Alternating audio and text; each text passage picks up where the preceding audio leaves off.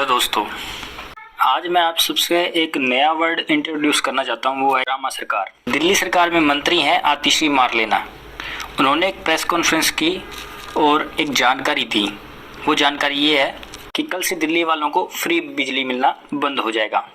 अब केजरीवाल सरकार यानी कि ड्रामा सरकार ने ऐसा क्यों किया, क्यों कहा और ये प्रेस कॉन्फ्रेंस किस लिए हुई, इस बात की मैं दोनों तरफ की जानकारी आपको देना चाहता हूँ। अरविंद केजरीवाल सरकार की इस स्कीम के तहत दिल्ली में 200 यूनिट तक की बिजली पर फुल सब्सिडी है, यानी इतनी बिजली खर्च करने पर जो बिल बनता है उसका भुगतान सरकार करती है। यानी एक तरह से उपभोक्ता के लिए 200 यूनिट बिजली मुफ्त है। वहीं 200 से 400 यूनिट तक की बिजली पर 50% बिल माफ है। लेकिन अब ये राहत मिलना बंद हो जाएगी। जानकारी देते हुए दिल्ली सरकार में मंत्री आतिशी मारलेना ने कहा, अरविंद केजरीवाल की सरकार बिजली पर सब्सिडी देती है, जिसके तहत वकीलों को, किसानों को और 1984 के दंगों के पीड़ितों को बिजली की सब्सिडी दी जाती है। आज से यानी कि 14 अप्रैल से वो सारी बिजली की सब्सिडी रुक जाएगी। इसका मतलब ये होगा कि कल से यानी कि 15 अप्रैल से जो बिजली के बिल दिल्ली के उपभोक्ताओं को मिलेंगे उसमें उन्हें सब्सिडी नहीं मिलेगी। इसका मतलब जिन लोगों के घरों का बिजली बिल 0 आता था, कल से उन्हें बढ़े हुए बिल मिलने शुरू हो जाएंगे और जिनको 50% की छूट मिलती थी उनको भी बढ़े हुए बिल मिलेंगे। उन्होंने ये भी कहा कि यह सब्सिडी इसलिए रुकी है क्योंकि दिल्ली की चुनी की सरकार ने निर्णय लिया कि आने वाले वर्ष में भी बिजली की सब्सिडी जारी रखेंगे।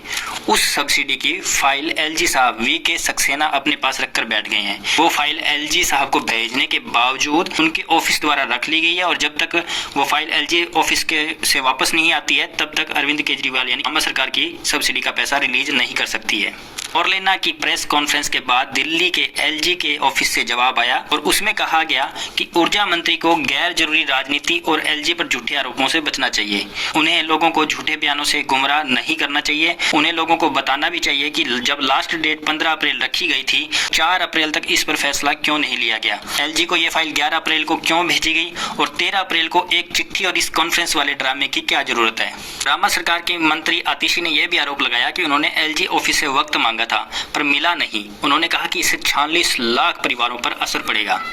अब आइए, ये जो मुफ्त बिजली जो दिल्ली सरकार बांट रही है, ड्रामा सरकार बांट रही है दिल्ली में, इसके पीछे का इतिहास क्या है उसके बारे में जान लेते हैं। बिजली कंपनियों के ऑडिट को लेकर दिल्ली सरकार और एलजी के बीच तकरार चल रही है। उपराज्यपाल सक्सेना ने पिछले 6 सालों में दिल्ली की निजी बिजली कंपनियों को सब्सिडी के रूप में दिए गए 13,549 करोड़ रुपए का ऑडिट नहीं कराए जाने पर केजरीवाल सरकार की तीखी आलोचना की। ये सब्सिडी 2016 से लेकर 2022 के दौरान दी गई। रिपोर्ट के मुताबिक उपराज्यपाल ने इस सब्सिडी को दिए जाने का समर्थन किया, लेकिन यह भी कहा था कि बिजली कंपनियों को जो सब्सिडी दी गई है उसका हर हाल में ऑडिट होना चाहिए। एलजी सक्सेना का कहना है कि अगर बिजली सब्सिडी में कहीं भी चोरी हो रही है तो ऑडिट के जरिए उसे रोका जा सकेगा। अब ये मामला सुप्रीम कोर्ट में भी गया। दिल्ली में 2014 में राष्ट्रपति शासन लागू कर दिया गया था।